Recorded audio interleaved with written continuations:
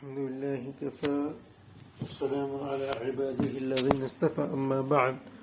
أعوذ بالله من الشيطان الرجيم بسم الله الرحمن الرحيم قال الله تعالى في كلامه الآخر يا أيها الذين آمنوا إذا قمتم إلى الصلاة فاغسلوا وجوهكم وأيديكم إلى المرافق وامسحوا برؤوسكم وأرجلكم إلى الكعبين صدق اللہ مولانا العظیم صدق رسولہ النبی الامین الکریم۔ محترم و مکرم سامعین کرام، آج کی اس مجلس میں بڑے اختصار کے ساتھ ہم وضو کا بیان نقل فرمانے جا رہے ہیں۔ اللہ تعالیٰ سے دعا گو ہیں اللہ تعالیٰ صحیح بات کہنے، سمجھنے، پہنچانے، عمل پیرا ہونے کی توفیق میسر عطا فرمائیں۔ کتاب سنت کی روح سے وضو کی مشروعیت ثابت ہے۔ اللہ تعالیٰ نے سورہ مائدہ آیت نمبر 6 میں فرمایا ایھا الذین آمنوا، اے وہ لوگو جو ایمان لے آئے ہو، اذا قمتم الی الصلاۃ، جب تم نماز میں کھڑے ہونے کا ارادہ کرو، فاغسلوا وجوہکم، تو اپنے چہروں کو دھو لیا کرو، وایدیکم، اور دونوں ہاتھوں کو بھی، الی المرافق، کوہنیوں تک دھویا کرو، وامسحوا برؤوسکم، اور تم اپنے سروں کا مسح کر لیا کرو، وارجلکم الی الکعبین، اور پاؤں ٹخنوں تک دھو۔ آپ کا ارشاد صحیح بخاری میں نقل ہے، لا تقبل صلاة احدکم اذا احدث حتی یتوضأ، جب تم میں سے کوئی بے وضو ہو جائے تو بغیر وضو کیے اس کی نماز قبول نہیں ہوگی۔ تو معلوم پڑا نماز ادا کرنے کے لیے ایک آدمی کا پاک ہونا ضروری ہے۔ بڑی ناپاکی ہے تو غسل کرے، چھوٹی ناپاکی ہے تو وضو کرے۔ وضو کی فضیلت، رسول اللہ صلی اللہ علیہ وسلم کا یہ فرمان وضو کی بڑی فضیلت کو ثابت کرتا ہے جو صحیح مسلم میں نقل ہے۔ آپ نے فرمایا، الا ادلکم علی یمحو اللہ بہ الخطایا ویرفع بہ الدرجات، لوگوں کیا تمہیں میں نہ بتاؤں ایسا عمل جس کے ذریعے سے اللہ تعالیٰ تمام خطاؤں کو دھو دیتا ہے اور درجات کو بلند کرتا ہے۔ قالوا بلا یا رسول اللہ، ہم نے کہا کیوں نہیں اے اللہ کے رسول؟ قال اسباغ الوضوء علی المقارہ والخطا الی المساجد وانتظار الصلاة بعد الصلاة فذلکم الرباط، کہ آپ صلی اللہ علیہ وسلم نے فرمایا، ناپسندگی کے باوجود مکمل وضو کرنا اور مساجد کی طرف چلنا، یعنی کہ وضو ایک مرتبہ آپ تمام اعضاء کو دھو لے تو فرض ادا ہو جائے گا، لیکن ناپسندگی کے باوجود، یعنی شدید ٹھنڈ کے باوجود آپ کہہ لیں کہ ٹھنڈے پانی سے وضو کرنا اور 3 مرتبہ اعضاء وضو کو دھونا اور مسجد کی طرف چل کر جانا اور ایک نماز کے بعد دوسری نماز کا انتظار کرنا، یہ دشمن کے مقابلے میں اپنے آپ کو تیار رکھنا، یہ چند چیزیں آپ نے بتائیں جس پر اللہ تعالی تمام گناہوں کو مٹا دیتا ہے جو صغیرہ ہیں اور درجات کو بلند کرتا ہے۔ لیکن حقوق العباد عباد کے بندوں کو ادا کرنے سے ادا ہوتے ہیں، اور جب تک بندوں کے حقوق کو ادا نہ کیا جائے ایسی چیزوں سے بھی حقوق العباد ادا نہیں ہوتے۔ امام مالک نے روایت کو نقل فرمایا ہے جس میں آتا ہے کہ اذا توضأ العبد المسلم او المؤمن، جب ایک مسلمان بندہ وضو کرتا ہے یا مومن بندہ وضو کرتا ہے، فغسل وجہہ، وہ اپنے چہرے کو دھوتا ہے، خرجت من وجہہ، نکلتے ہیں اس کے چہرے سے، کل خطیئۃ، ہر ایک خطا،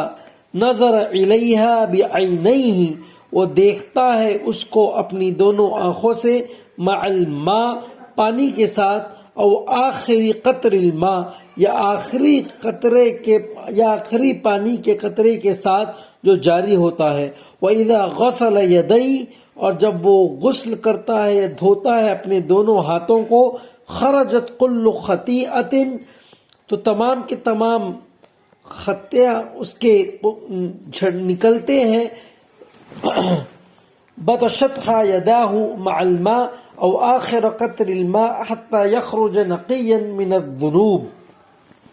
جن کو اس کے ہاتھوں نے پکڑا تھا حتیٰ کہ وضو کے بعد وہ گناہوں سے پاک ہو کر اور صاف ہو کر نکل جاتا ہے۔ یعنی آدمی کچھ گناہ چہرے سے کرتا ہے، آنکھوں سے غلط چیزوں کو دیکھتا ہے، کانوں سے غلط چیزوں کو سنتا ہے، اور ناک سے غلط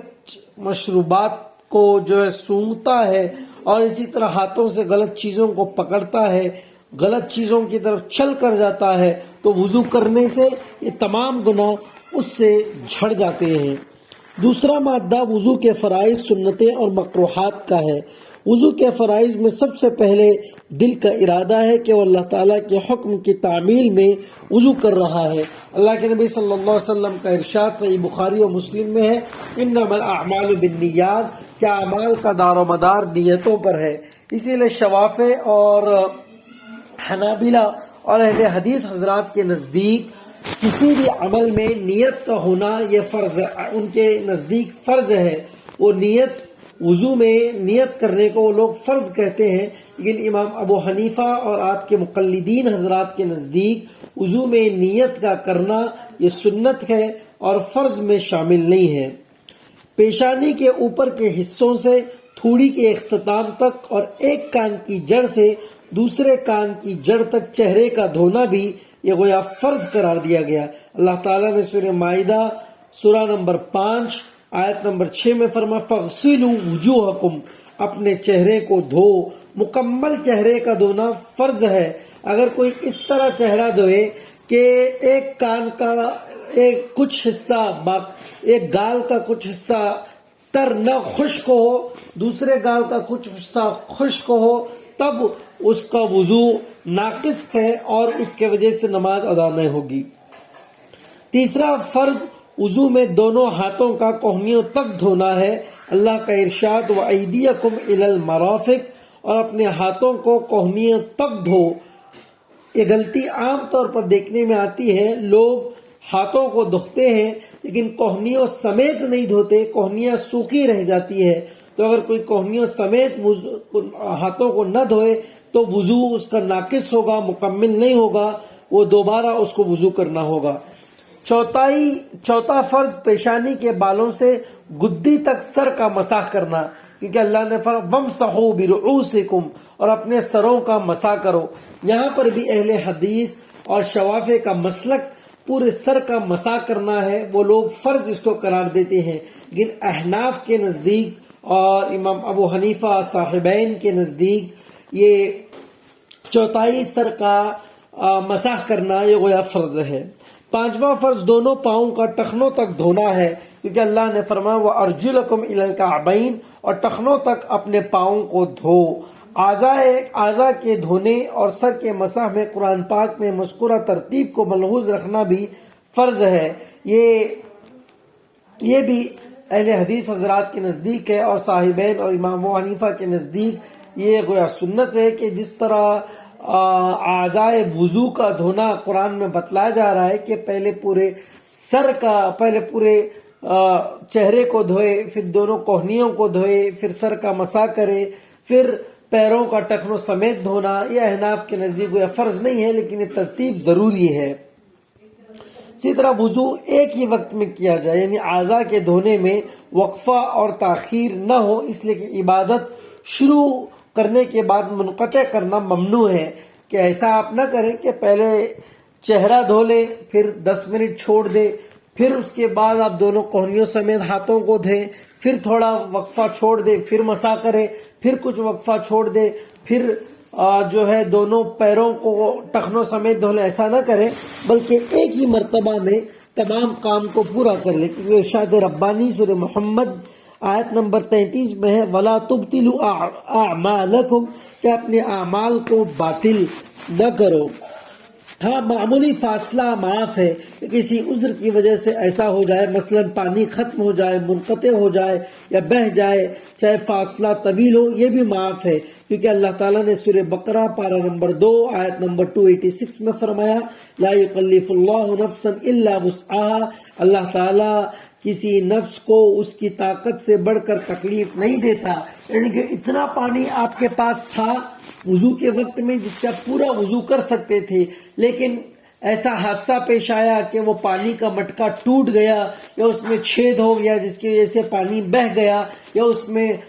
ایسی آفت آئی کہ اس میں نجاست داخل ہو گئی، تو جتنا وضو آپ نے کیا وہ تو باقی رہ گیا، لیکن باقی آپ وضو نہیں کر سکتے۔ تو جب آپ کو پانی میسر آ جائے تو اس پانی سے آپ وضو کر لیں، لیکن بہتر ہے کہ مکمل طور پر پہلے سے آپ وضو کریں، لیکن اگر آپ بقیہ وضو بھی کر لیں تب بھی آپ کا وضو ہو جائے گا۔ سنن وضو کی ابتدا بسم اللہ سے کرے، کہ اسی لیے کہ امام احمد فرماتے ہیں اس بارے میں کوئی حدیث ثابت نہیں ہے، اس لیے رسول اللہ صلی اللہ علیہ وسلم کا فرمان امام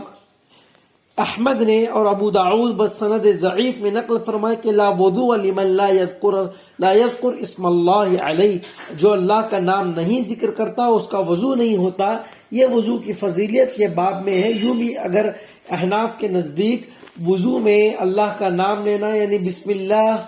یہ کہنا یہ وضو کی سنت میں داخل ہے، فرضیت میں یہ داخل نہیں ہے۔ بسم اللہ والحمدللہ علی دین الاسلام یہ کہہ کر وضو کو شامل کرنا یہ جو ہے وضو کی سنت ہے۔ جب نیند سے بیدار ہو تو برتن میں ہاتھ داخل کرنے سے پہلے دونوں ہتھیلیوں کو 3 بار دھوئے، اسی لیے کہ نبی کریم صلی اللہ علیہ وسلم کا ارشاد ربانی صحیح بخاری اور صحیح مسلم میں نقل ہے کہ اذا استيقظ احدكم من نومه، کہ جب تم میں سے کوئی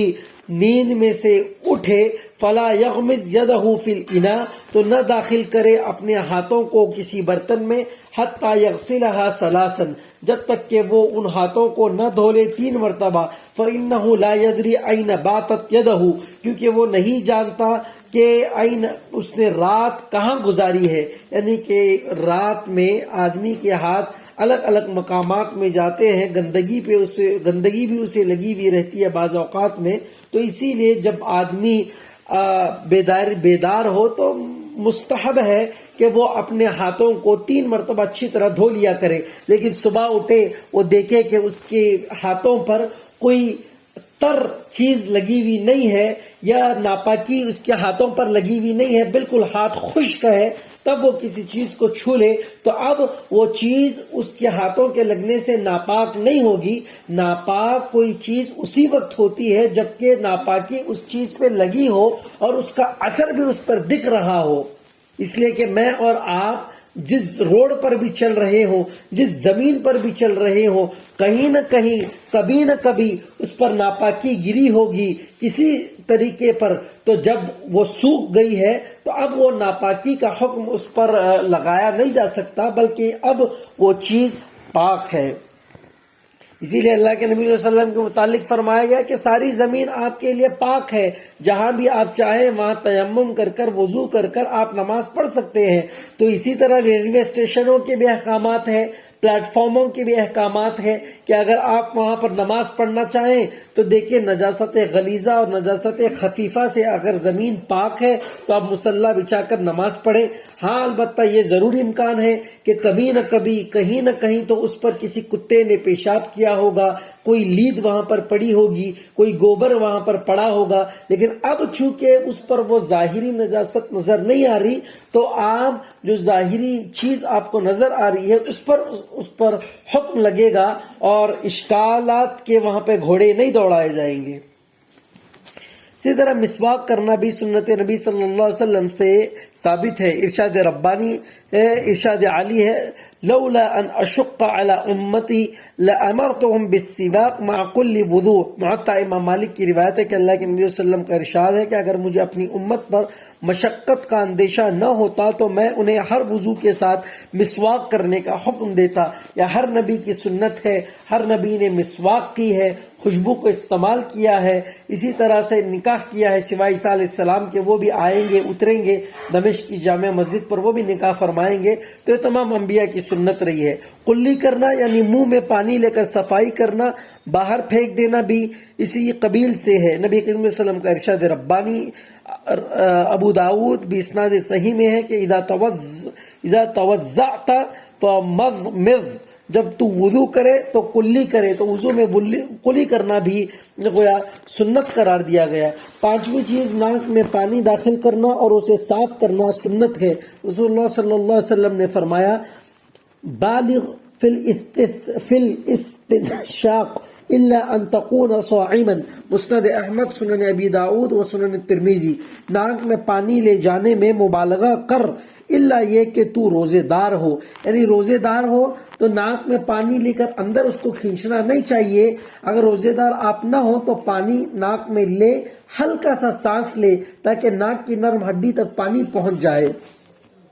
داڑھی کا خلال کرنا، عمار بن یاسر رضی اللہ عنہ نے وضو میں داڑھی کا خلال کیا تو اس پر حیرت کا اظہار کیا گیا۔ اس پر انہوں نے فرمایا میں خلال کیوں نہ کروں جبکہ رسول اللہ صلی اللہ علیہ وسلم کو میں نے اپنی داڑھی کا خلال کرتے دیکھا ہے۔ اس کو مسند احمد اور سنن ترمذی۔ اللہ کے نبی کی داڑھی بڑی گھنی تھی اور آپ اس گھنی داڑھی کا آپ خلال کیا کرتے۔ ہر عضو 3 بار دھونا یہ مسنون ہے اور 1 بار دھونا فرض ہے۔ کانوں کے اندرون اور بیرون حصے کا مسح کرنا بھی رسول اللہ صلی اللہ علیہ وسلم کا فعل اور سنت ہے۔ اسی طرح ہاتھوں اور پاؤں کی انگلیوں کا خلال کرنا بھی سنت ہے۔ ارشاد عالی ہے اذا توضعت فخلل اصابع يديك ورجليك، جب تو وضو کرے تو اپنے ہاتھ اور پاؤں کی انگلیوں کا خلال کر، یعنی ہاتھوں کے انگلیوں کا بھی خلال کرنا، پاؤں کی انگلیوں کا بھی خلال کرنا، یعنی کہ اس کرنگلی کو پاؤں کے جتنی انگلیاں ہیں ان کے درمیان میں داخل کر کر اس کو دھونا، یہ بھی سنت ہے۔ اسی طرح سے ہاتھوں اور پاؤں کے دھونوں میں دائیں طرف سے شروع کرنا یہ بھی سنت ہے۔ اللہ کے نبی صلی اللہ علیہ وسلم کا فرمان مسند احمد اور سنن ترمذی میں ہے اذا توضعتم فابدعوا بمیامنکم، جب تم وضو کرو تو دائیں جانب سے شروع کرو، اور ہر عمل کو دائیں جانب سے شروع کرنا سنت ہے۔ اور حضرت عائشہ فرماتی ہے رسول اللہ صلی اللہ علیہ وسلم کو جوتے پہننے، کنگھی کرنے، وضو اور سب کاموں میں دائیں طرف پسند تھی۔ صحیح بخاری اور مسلم نے اس کو نقل فرمایا ہے۔ چہرے، ہاتھوں اور پاؤں کے زیادہ حصے تک وضو کا پانی پہنچا کر قیامت کے دن کی نورانیت بڑھانا بھی مسنون ہے۔ چہرہ گردن تک دھوئیں، بازو بغل تک اور پاؤں پنڈلیوں تک۔ اللہ کے نبی صلی اللہ علیہ وسلم کا ارشاد ربانی صحیح بخاری و مسلم میں نقل ہے ان امتی یاتون یوم القیامت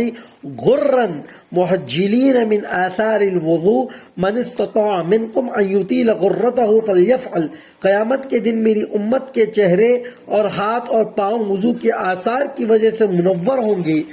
تم میں جو اپنی چمک کو لمبا کرنا چاہے تو کر گزرے، یعنی جو جتنی اچھی طرح سے وضو کرے گا اتنی زیادہ نورانیت اس کے چہرے اور اعضائے وضو پر ظاہر ہوگی، اور اس نورانیت کی وجہ سے اللہ کے نبی صلی اللہ علیہ وسلم قیامت کے دن امتی کو پہچانیں گے۔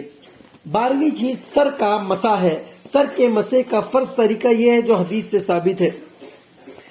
ماتھے کے بالوں سے شروع کرے اور گدی تک لے جائے، پھر پیشانی تک واپس لے آئے۔ یہ رسول اللہ صلی اللہ علیہ وسلم کا یہی معمول رہا ہے، چنانچہ حدیث میں ہے ان رسول اللہ صلی اللہ علیہ وسلم مسح رأسہ بیدیہ فاقبل بہما وادبر، بدأ بمقدم رأسہ ثم ذهب بہما الى فقاہ ثم ردہما۔ صحیح بخاری اور صحیح مسلم۔ رسول اللہ صلی اللہ علیہ وسلم نے دونوں ہاتھوں کے ساتھ سر کے اگلے حصے سے مسح شروع کیا اور گدی تک لے گئے، پھر انہیں واپس لائے، یعنی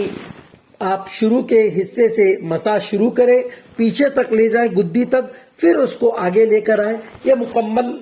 مسح کا طریقہ ہے۔ وضو کے بعد یہ دعا پڑھے جس کو صحیح مسلم و سنن ترمذی نے نقل فرمایا ہے اشہد ان لا الہ الا اللہ وحدہ لا شریک لہ واشہد ان محمدا عبدہ ورسولہ اللہم اجعلنی من التوابین واجعلنی من المتطہرین۔ میں گواہی دیتا ہوں کہ اللہ کے علاوہ کوئی عبادت کے لائق نہیں، وحدہ وہ اکیلا ہے، لا شریک لہ اس کا کوئی شریک نہیں، اور میں گواہی دیتا ہوں کہ بے شک محمد عربی صلی اللہ علیہ وسلم اس کے بندے اور اس کے رسول ہے۔ اے اللہ تعالیٰ بنا مجھے توبہ کرنے والوں میں سے اور بنا مجھے پاک صاف رہنے والے لوگوں میں سے۔ رسول اللہ علیہ وسلم کا فرماتے ہیں من توضع فاحسن الوضوء جس نے وضو کیا اور وضو کو بڑے اچھے اور احسن طریقے سے کیا، ثم قال، پھر اس نے کہا اشہد ان لا الہ الا اللہ واشہد ان محمد عبدہ ورسولہ،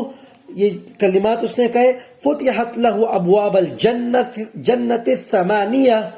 تو اس کے لیے جنت کے 8 دروازے کھول دیے جاتے ہیں، یدخل، وہ داخل ہو، من ایہا شاء، جس دروازے سے چاہے وہ داخل ہو۔ اس روایت کو صحیح مسلم نے نقل فرمایا ہے، وفی روایت لہ وحدہ لا شریک لہ، ایک دوسری روایت میں آتا ہے وحدہ لا شریک لہ کے الفاظ بھی آتے ہیں۔